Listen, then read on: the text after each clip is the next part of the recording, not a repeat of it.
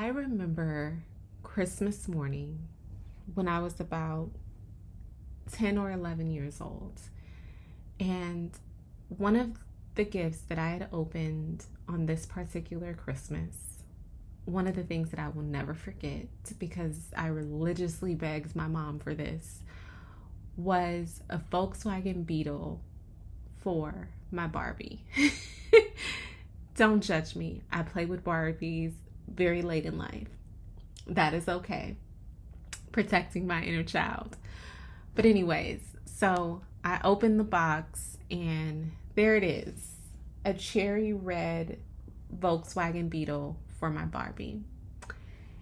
And for months, I would just plop my Barbie in this car, drive her around my room, drive her around my living room. And then one day I was just like, you know what?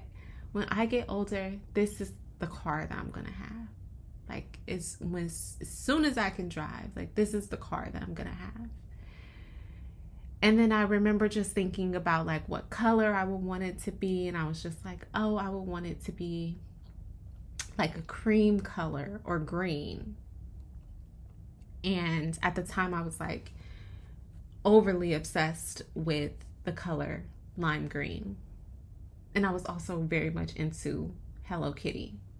More to this story.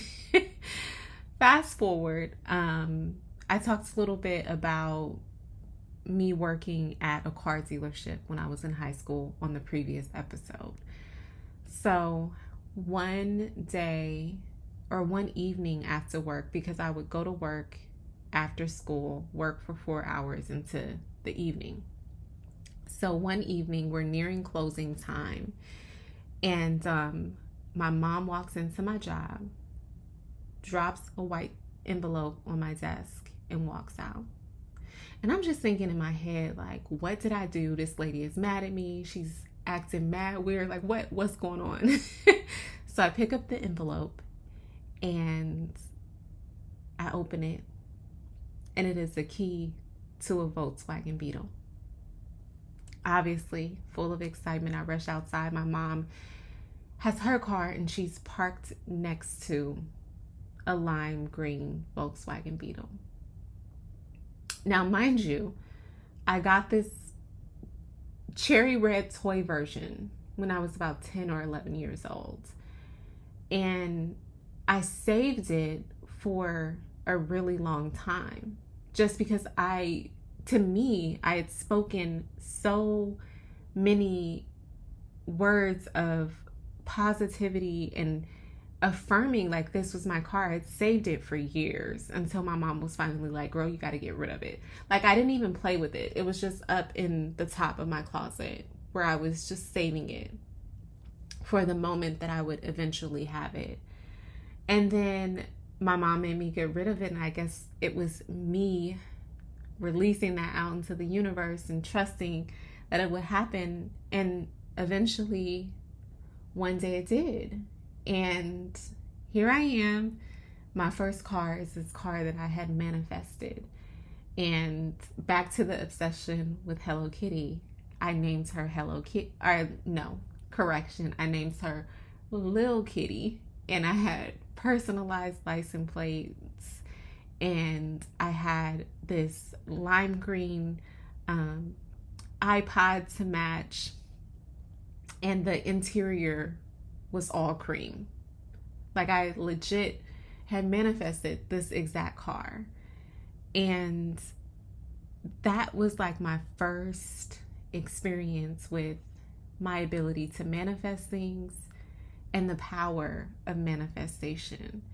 And how, as long as you call things into your life, how easy, well, I won't say easy, how effortlessly powerful it is for you to attract the things that you call in.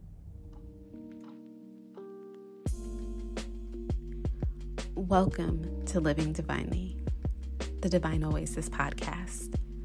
I'm your host, Amber Janae, founder and editor-in-chief of Divine Oasis.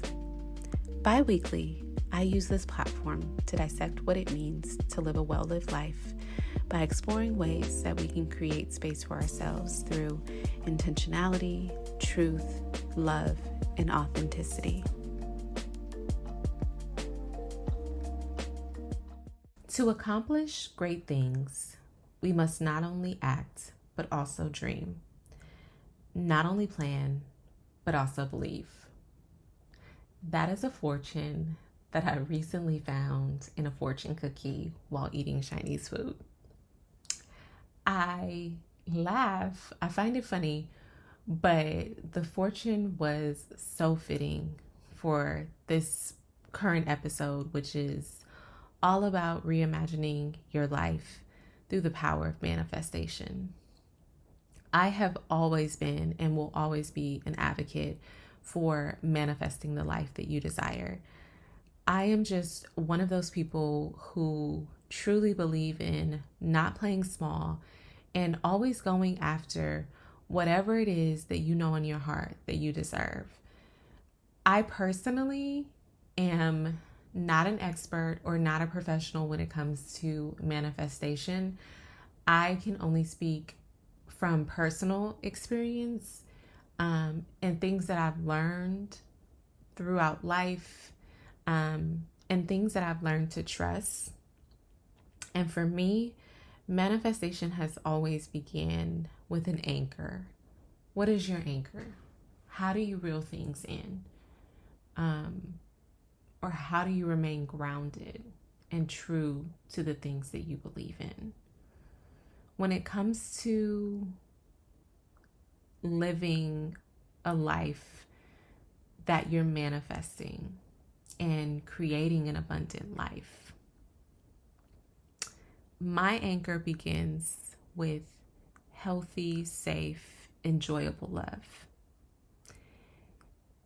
Whether this is the love that I show myself and give myself and pour into myself, or the love that I receive from others, I am not living my best abundant life. I am not my best self if my life isn't rooted in love. Manifesting an abundant life to me is all about me creating experiences that feel like love, but make me feel a sense of joy. It's also me choosing to curate a life that is very much rooted in me pouring into and catering to my mind, my body, and spirit. And also being truly careful about building relationship with people who do the same thing. Manifesting a life of abundance is just me choosing to dedicate time to my growth, loving on the right people, celebrating my wins, celebrating life, me being a positive example as a mother, and just overall being one with who I am as a woman, who I am as an individual. An abundant life is also just me choosing a reality that, how do I want to say, that is seamless. A reality that is peaceful, that does not require me to struggle. I do not subscribe to and do not believe in the mindset that life has to be rooted in drama for there to be a positive outcome or positive experiences on the other side of that drama and that chaos. No, ma'am. In this life, in this time, in this body, I fully opt out of struggle. Struggle is not my ministry, but it's been taught upon us for decades that, you see it a lot, like, oh, I had to struggle to get here, but I'm living well now. Or, I had to do all these things and go through all these trials, and life doesn't have to be hard. Life is what we make it. Life does not have to be hard. Relationships does not have to be hard. I'm a firm believer in there is a lot of shit that we create for ourselves. A lot of circumstances and situations that we make difficult when they absolutely do not have to be. I also think about manifestation and what it's become and what we make it out to be and what it is not. When we think about manifestation today, or just living an abundant life in general, we've heard it a lot over the last several years, and it's like a life rooted in abundance, a life rooted in luxury. The first thing you think about when you hear the word luxury is material things. And while, yeah, that is true in a lot of ways, when it comes to life and manifesting an abundant life, it is so much more than material possessions.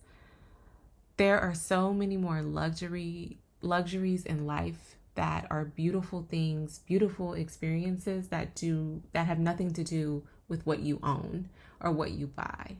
There's things like the luxury of peace, or the luxury of privacy, the luxury of safety within the company of others, the luxury of safety within the company of yourself, things that are priceless, things that you can't buy. And you also have to think about the aspect of there's so many people who have things, who have possessions, and you can have all the things in the world, but when it all comes down to it, how do you feel about yourself? Do you love yourself? Are you happy and content with your present environment? Are you surrounded by individuals who without a doubt would move heaven and earth for you? Do you even feel safe in your own body?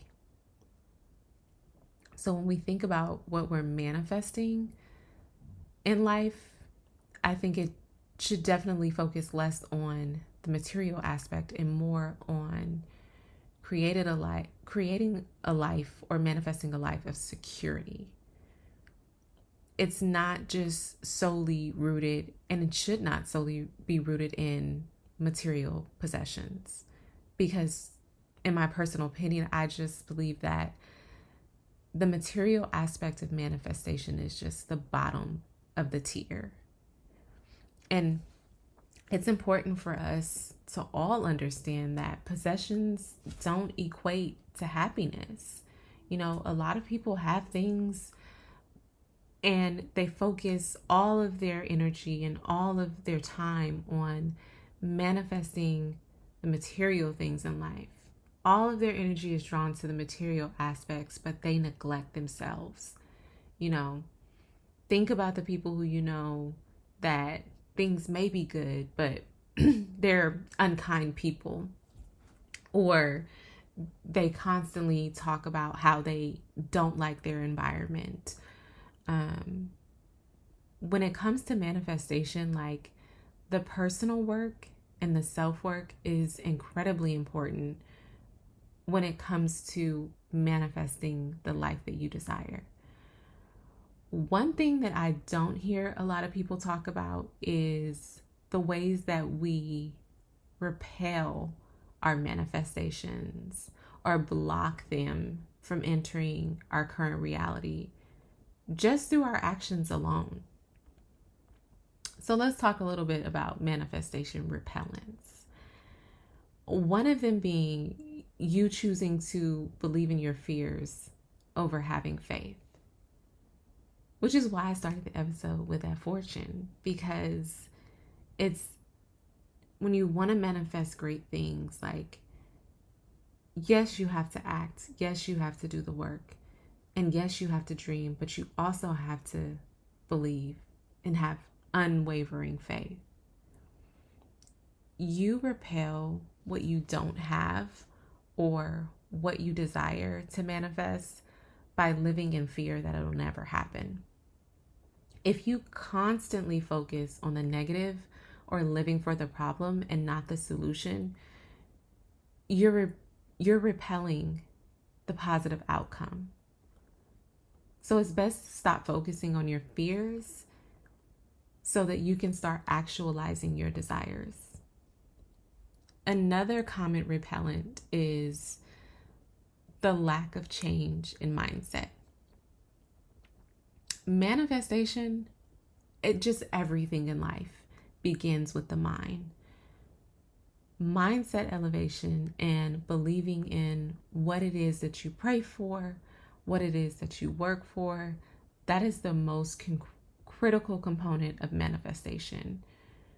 Your mind is such a powerful tool.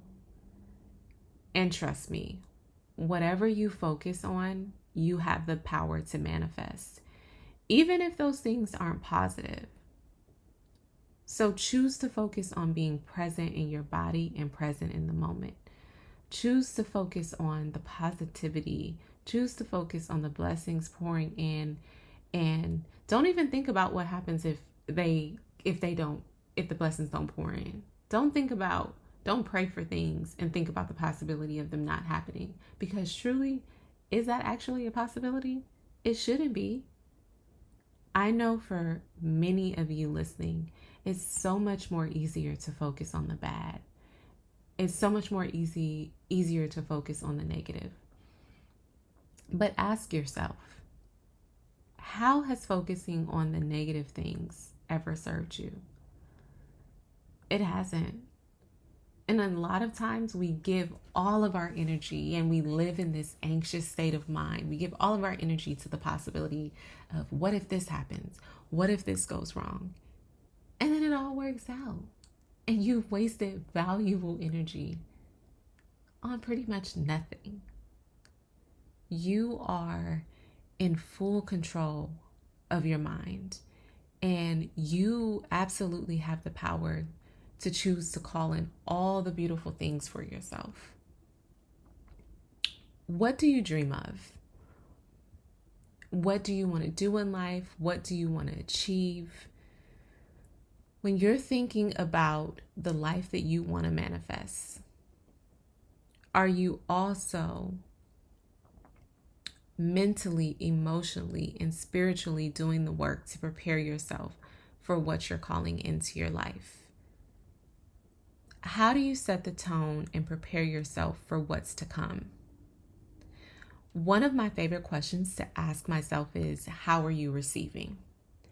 Meaning, am I moving and operating as an open vessel?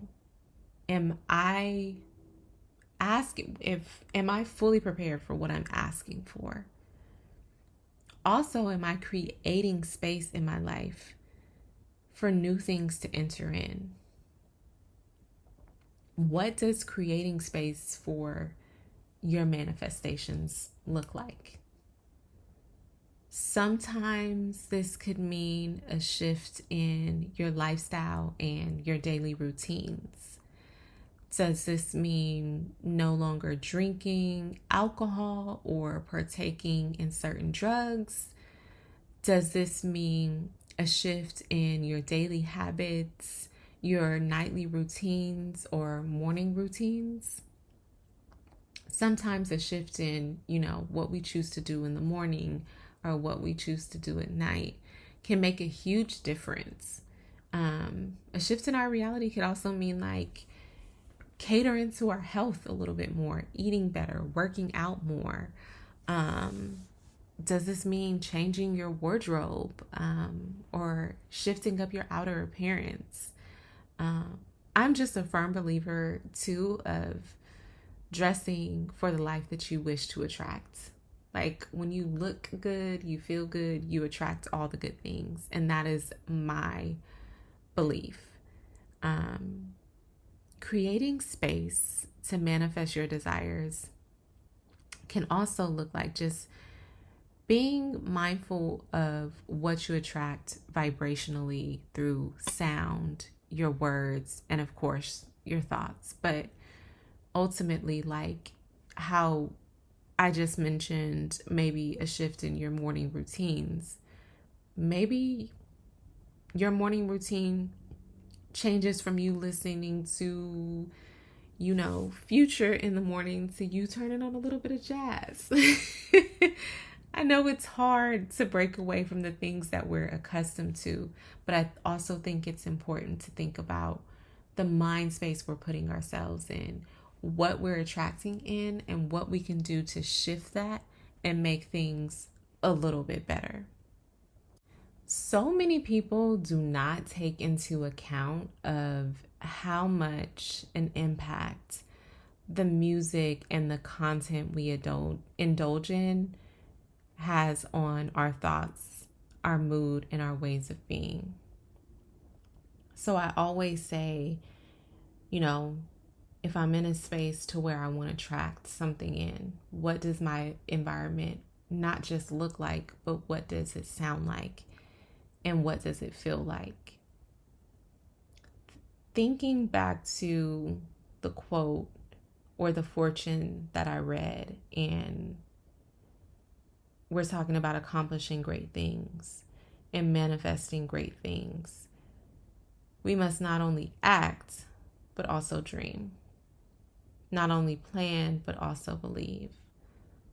The action part is really important. And when it comes to manifestation, it's so much more deeper than just praying and putting that prayer out in the universe. Like, how are you actively working toward that? And the work really begins with you. How you feel, where your mindset is, how you treat yourself, how that treatment of yourself trickles down into the way that you treat others, and then that work later trickles into your environment, your relationships, and it also reframes or restructure, or for a lot of people, builds core values and beliefs. In my intentional living course, one of the modules focuses on identifying your core values. So let's lean into why core values are important, just really briefly. When we deeply connect to the things that matter to us most, we feel a sense of purpose, and that sense of purpose enables us to create patterns of consistency. When you live a life rooted in certain values or a certain value and personal beliefs, it enables you to live a meaningful and purposeful life. So back at the top of the episode, I mentioned, what is your anchor? For me, that anchor is love. Truly, every value, every core belief that I stand on and stand upon somehow links back to that anchor, which is love. Having a core value or multiple core values is a critical component to manifesting your desired life and your desired outcomes. What does identifying your core values look like? Or rather, how do you use your core values to reimagine or manifest your ideal life? When you're thinking about core values and what the main things in life you want to either identify with or be known as, that's what you want to start with. So maybe, you're one of those people who want to be known for your kindness, giving back to others. You want to be known for being loving and kind and accountable.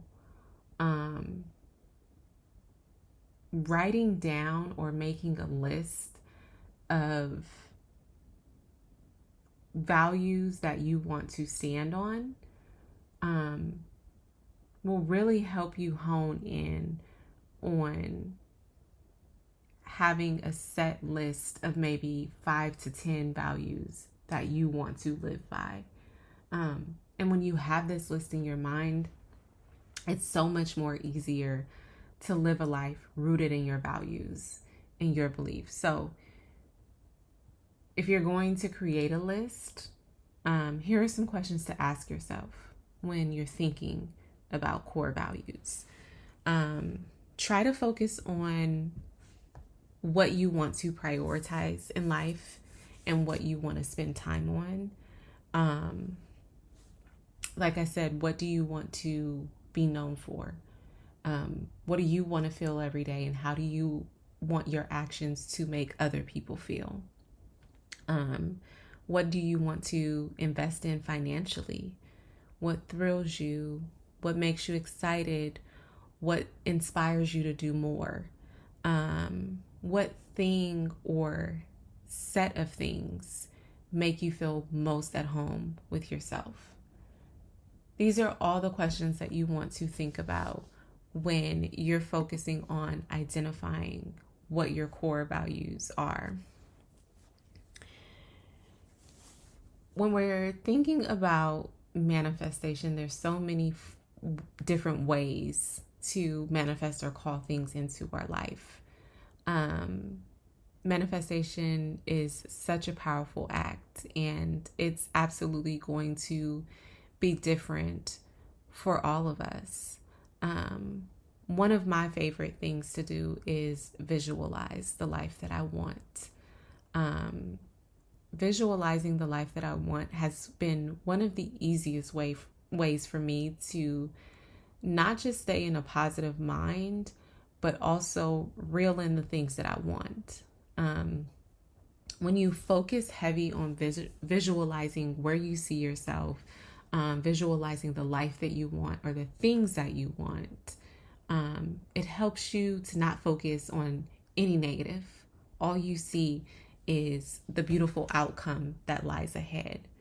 When you feel yourself thinking negatively, or you feel yourself doubting your power to call in your desires into your life, like, try finding a quiet spot where you can meditate on your desires. And I typically try to do this 2 to 3 times a day. And in this space, you just want to sit and visualize your manifestations. You maybe even want to journal or listening to music. But you want to visualize these things. Visualize yourself in this space, in your reality, as if you're living them in that very moment. Visualizing your ideal life requires you to not think of your desired self or your desired life in a future sense. It's all about envisioning and living as that version of yourself in the now. And so it's also about changing the way you speak. Don't say, this is what I'm going to have. You're not going to move into your dream home. You are actualizing your dream home. You're not going to find your dream job, or you haven't applied to your dream job. You are waiting on the callback for your dream job. It's all about shifting your language, shifting the way that you speak about things. For example, one day I just woke up and I decided that I have been living in the same city for too long, and I wanted to explore living in my favorite city, which is Berkeley, California. Fun fact, remember on episode 1 when I shared that I was a bit of an eclectic child growing up. Well, that part of me is how I earned the nickname Berkeley from my family. The people in the city of Berkeley have notoriously been labeled as these free-spirited flower children who just live in their own world or their own reality. And my favorite aunt would always say to me, "You belong in Berkeley." And it is how I got my nickname. And I was about 8 years old when everyone started calling me that, and it just stuck with me. And till this day, you can be around my aunts or some of my cousins, and you will hear them call me Berkeley. uh, Thinking just about that time, like I would eventually like grow to fall in love with the city of Berkeley. And after school or on the weekends, like I would love to just go and experience the vibes. So fast forward, one night I'm sitting in bed and I was like, boom, I'm about to move to Berkeley. I didn't know how it would happen just because the cost of living in California was crazy. And just imagine all of my desires and everything that I wanted in a place, and moving smack dab to a major city. Yeah, I didn't know how it was going to happen, but it was going to happen. Anyways, one of the things that I started to do to help me visualize this space is I started shopping, apartment shopping in different cities. I would just drive to different cities on the weekends, go all over the Bay Area and look at different apartments, see the different amenities that the places offered, knowing off top like what I wanted and what I didn't want. And that helped me determine like what I wanted my ideal space to look like. I knew that from apartment shopping that I wanted to live on the highest floor in whatever building that I was living in, because I didn't want anybody under me, or I didn't want to be living under anyone.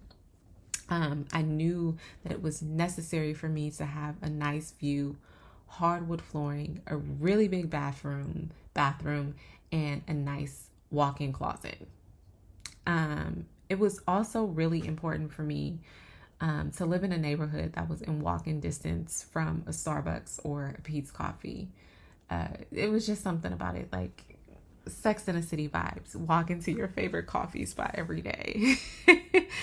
And then I really started to hone in on what I wanted my space to feel like. I knew I wanted to walk through the door and feel a sense of calm. I wanted my home to feel like a peaceful oasis. And I would spend all this time visualizing my new place. And eventually I got everything that I wanted in my place and a little bit more, smack dab in the city that I said I wanted, with the views that I wanted, the amenities that I wanted. And one of the other things that also helped me draw this in or track this was having an interior design background. And one day I was sitting down and I designed a rendering of how I wanted to furnish and style my new place. And about a year after I moved into that apartment, I had came across that rendering, and all I could do was smile, because I had set the tone, I had put it out there, but I also continued to live in this mindset that I knew that it would happen. 2, that I continued to do the work to draw in what I wanted. And that unwavering faith and that ability to be consistent is what helped me attract my ideal environment. Think about what you want to manifest into your life and put yourself in that environment visually. Maybe it's you wanting to manifest a dream job or your dream home. In the process of manifestation, you have to be very specific. That saying, be careful what you ask for, is so damn true when it comes to actualizing your ideal life. So being specific, where do you want your home to be located? Do you want to live in a big city or a small town? Are there specific businesses such as a Starbucks or a Pete's Coffee that you want to be in close proximity to? What does the vibe of your home feel like? How does sleeping and relaxing in this home make you feel? You can get even more intentional with your manifestations by drawing things out or creating visual mood boards or mood boards with magazines. Whatever helps you visualize this new reality and see it up close and personal, do that.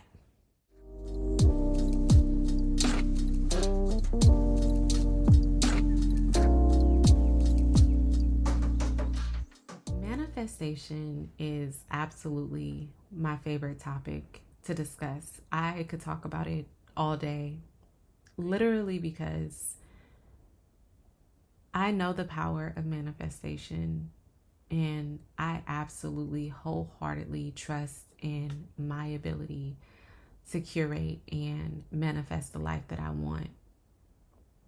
I've been able to reimagine my life 20 times over.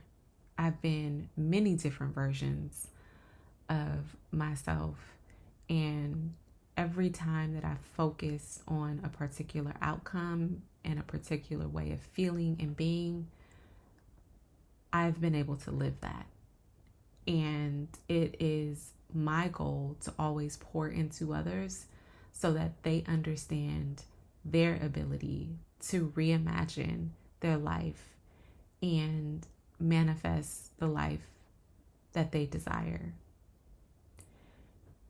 I want to remind you all that no matter where you are, what your current circumstances are, you all have the power to live an abundant life. Every single one of us deserves to be happy.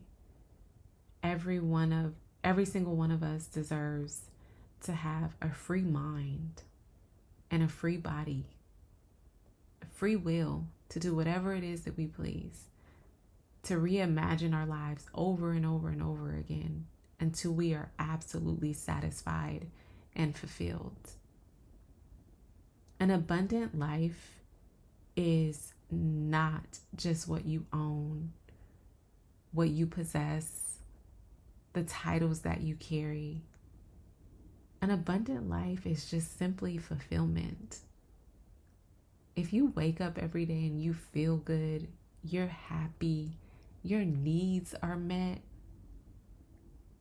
that is an abundant life.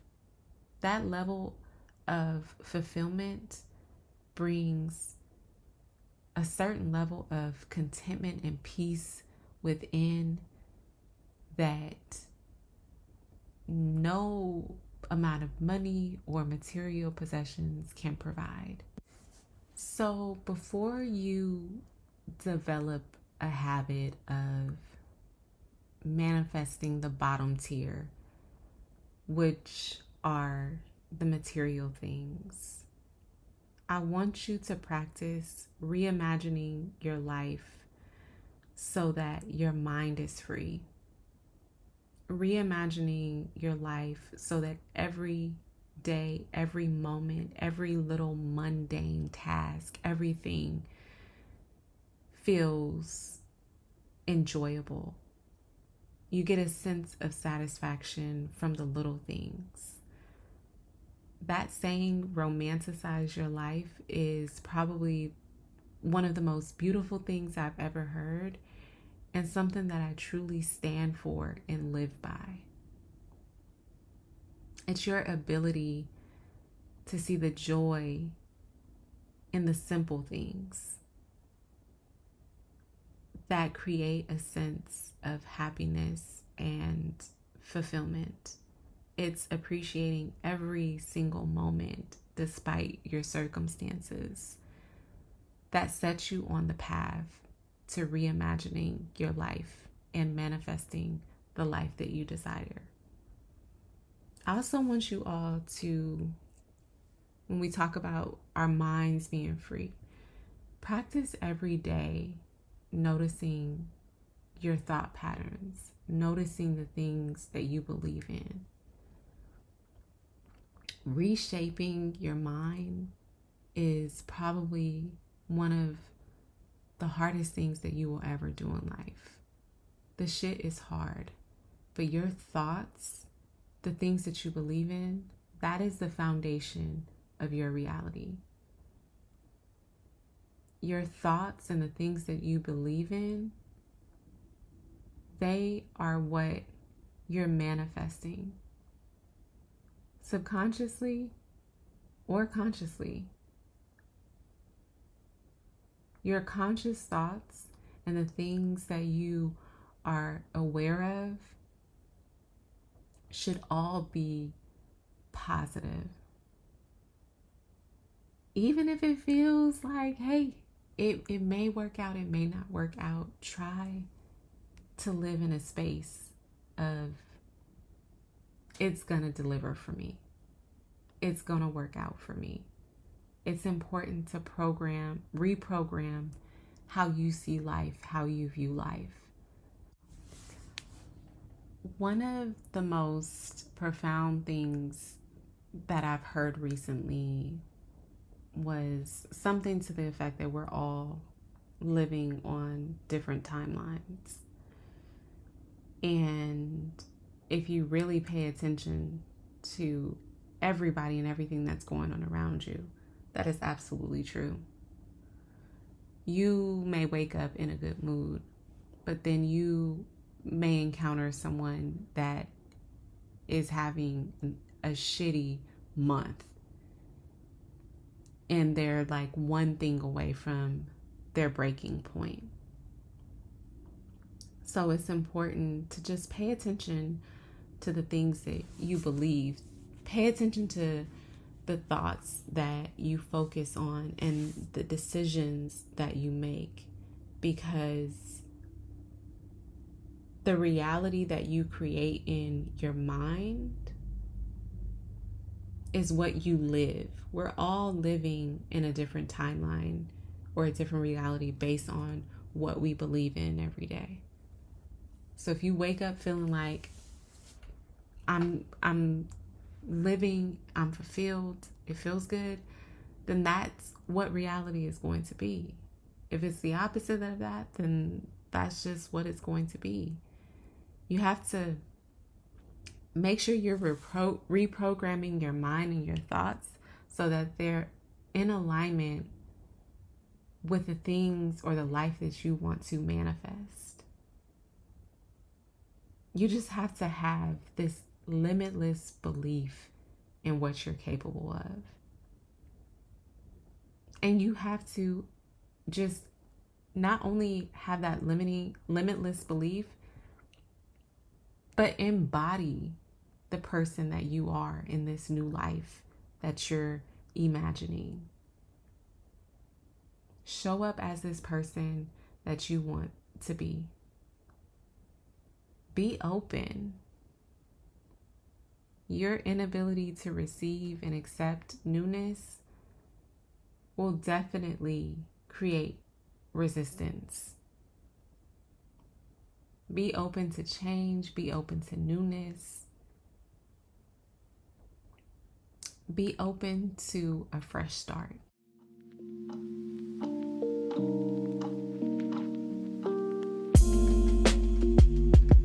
If you enjoyed this week's episode, then you are strongly encouraged to head over to DvnlyOasis.com and sign up for our membership. By joining the Oasis and becoming a member, you get access to exclusive digital resources, journal content, on-demand videos. You'll also be a part of a thriving community and so much more. DvnlyOasis.com is the self-care platform that you've been waiting for.